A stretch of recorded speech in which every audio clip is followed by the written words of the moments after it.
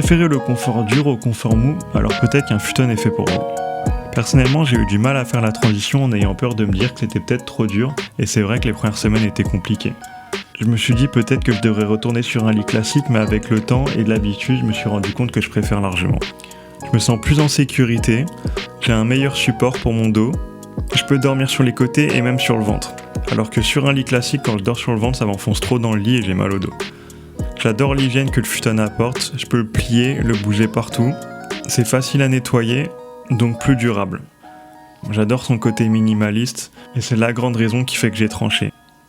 Après avoir lu le livre de Fumio Sasaki, Goodbye Things, mon envie de réduire et garder que des objets que j'adore vraiment a fait surface. Il y a une phrase du livre qui m'a marqué qui dit « Si vous vendez ou perdez quelque chose et que vous n'avez pas un vrai désir de le récupérer, c'est que c'était pas vraiment important pour vous. » Et c'est ce que j'avais avec mon lit. Je me disais que si je perdais mon lit, je pouvais toujours dormir par terre, dormir sur un tatami ou me débrouiller.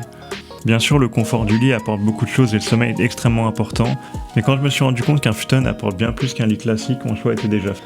C'est pour moi comme un bel objet. J'y prends soin et compte le garder le plus longtemps possible. Au-delà de son confort, de son hygiène et de son côté minimaliste, j'ai toujours essayé d'optimiser en me disant qu'un objet est censé faire une chose et pas plusieurs.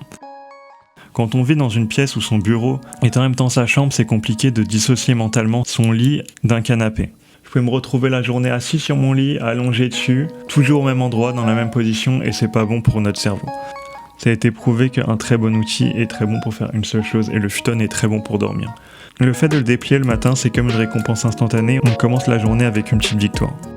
Le fait de le déplier le soir, ça envoie un message clair à notre cerveau, c'est le temps de dormir. Je me suis rendu compte que je m'endors plus vite, et que le matin, je me réveille plus vite. Si on veut créer de l'énergie le matin, c'est en bougeant. Et si on veut bien s'endormir le soir, c'est avec des déclencheurs. On dit que la lumière est importante le soir, on dit qu'il faut un rituel, le rituel du futon, pour moi maintenant devient quotidien. Le fait que ce soit uniquement un objet où on fait une association mentale pour dormir, on n'est pas amené à être sur son PC à regarder des films pendant des heures ou scroll sur son téléphone. Avec lui, j'ai associé uniquement le plaisir de lire et m'endormir.